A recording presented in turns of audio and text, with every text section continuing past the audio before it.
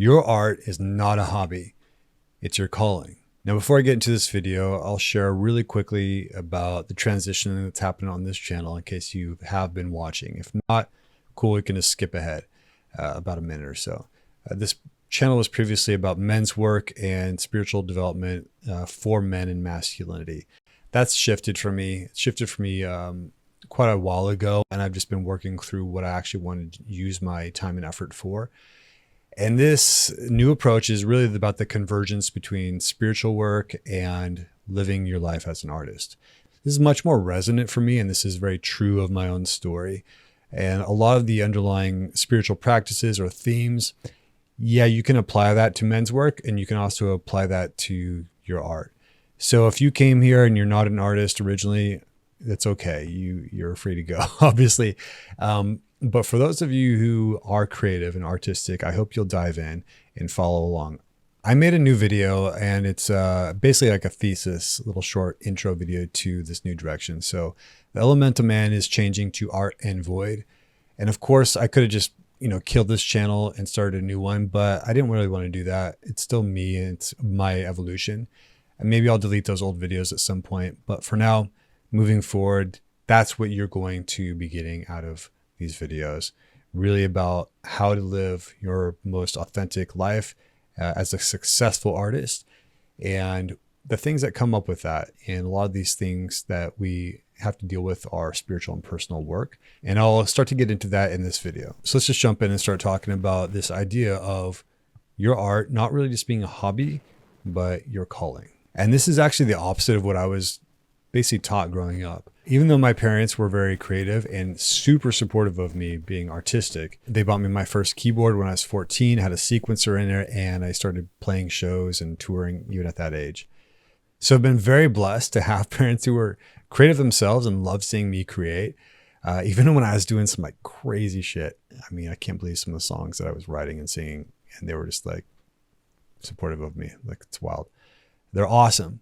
But I still always had this, and I was still always taught, you need to have a real job, and then you can have that as fun on the side. But that was their own limiting belief. And I realized that so clearly when I moved to LA. And I realized this entire city is based on being creative. From every billboard you see, from every ad that pops up on your phone, from like my notebook sitting over here, there's a creative energy, and someone was paid to be creative to make that. And it seems so obvious. I know what I'm saying is like so obvious, but it didn't click for me because of that belief that I had my whole life, that you just kind of have to real job and try to make some of your creative fun on the side. And I just bought into that belief. Now, nearly every artist that I know, they feel this passionate energy coursing through them, their heart, their mind, their body. They feel alive whenever they make their art. And this is your creative essence. More artists wish they could live off their art, but they haven't had success, haven't blown up on social media, whatever it might be. And so they relegate it to treating it as just their hobby. And before I go further, I want to support and appreciate. If your art is really just your hobby, there's no just to that.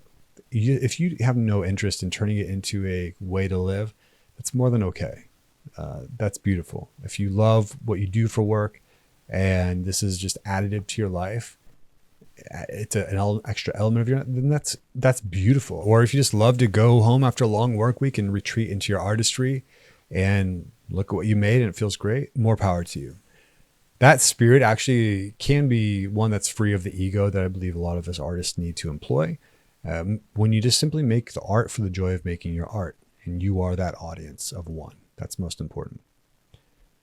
However, if you realize that when you share your art with others, it moves them. It also brings them joy or connection or insight. Then your art has power to it. And so then in that moment, we realize that when we offer our unique voice to the world, we share it vulnerably and honestly and makes an impact. We feel how beautiful that moment is, and we think, what if I could do this with my life? What if this was my life?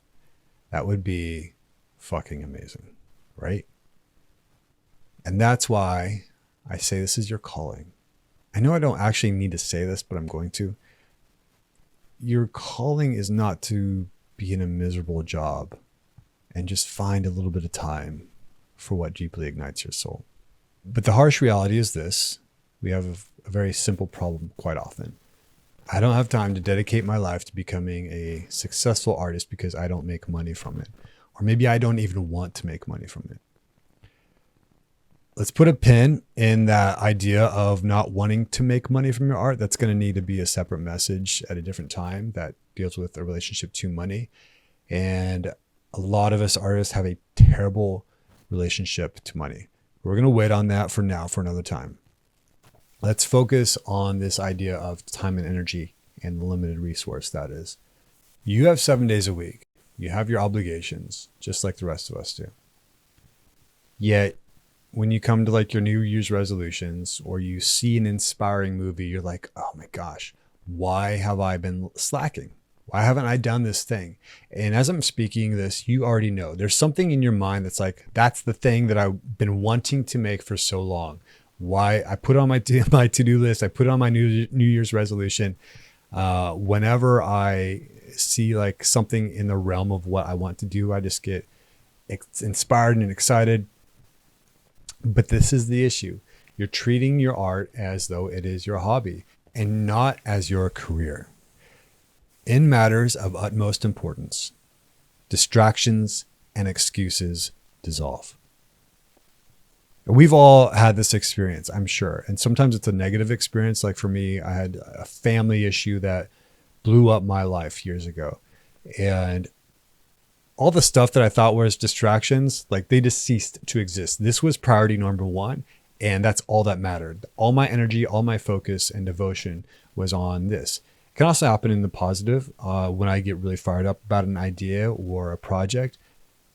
Distractions and the BS, they just drop off. They shed off of my skin in ways that, you know, a lot of times I'll be sitting around and waste time on social media or whatever it might be. There's so many distractions these days. But when something is given priority, those distractions really become nothing. Treat your art as a non-negotiable. And this starts with your belief, and it extends into habitual practice. And it wasn't recently until I started to feel this way about my music. I won't go into my whole journey with that, but the truth is I was looking at my lack of output, and I have a giant list of demos that I've started but not put out or produced. So instead of working on music whenever I feel inspired or I'm in the mood or have some time, I've made the decision to approach it more as my job and move towards earning money through it. This is the important energetic and spiritual shift that we all need to claim. As soon as you begin to shift this, the rest of the world will respond accordingly. This is the law of correspondence in play. I simply made this choice, and with it, I blocked out one day every week only to music. And I mapped out a calendar for a plan of releases of songs and videos. And I am treating it as if, you know, I was booked for that day. That's my work. No calls, no meetings, no other thing. This is my day for work. I'm sorry, this is priority. And as I was saying, how the rest of the world opens up, something happened. I got a call from a producer that I worked with quite a few years ago on a song, and he had another producer talk to him about that song. And this guy wanted to talk to me. Long story short, a prolific music producer who specializes in film trailers brought me into their studio, and I got my first paid gig as a vocalist. Yeah, I've been on tour with bands and gotten paid for stuff like that, but this is different. This is honestly really crazy to me because I don't think I have a great traditionally singing voice. I have a voice with character. But the idea of me being brought in to record in a studio setting for other people for a commercial project is bizarre and wild to me. Interesting, right? The second I make that decision and that effort, I get a phone call and I'm being paid pretty handsomely to come in and do a studio session. Wow. This is God and the universe confirming that there is a path to this calling and a career. Because even though, like I said, I always feel like I'm very niche, right? But even that, it resonates with people. And when you express your art and it has that resonance, that's an open door to say, hey, there's a path here. Keep walking into it. Now, I don't really want to make this all about me, because this is about you. And I'm sharing my story to hopefully inspire you how this manifests. Can you block out one day a month to being an artist? Only an artist. How about one day a week? Can you do that? So contrary to many artists' limiting beliefs, inspiration doesn't just happen. Yes, it often happens spontaneously in quite unexpected times, but creativity is a muscle, and that muscle grows and stretches the more you hit the metaphorical gym. So I'm going to wrap up this video. And first, I'm encouraging you, just make that decision that you will treat your art as it is your calling. And if your art is what you're here to do, then that becomes a non-negotiable with your time and your work. You plant that flag, and the rest of life orbits around that commitment. It responds to it. Now, I'd love to connect with you guys who are watching this. If you've watched this far, that means you have some interest in what I'm saying.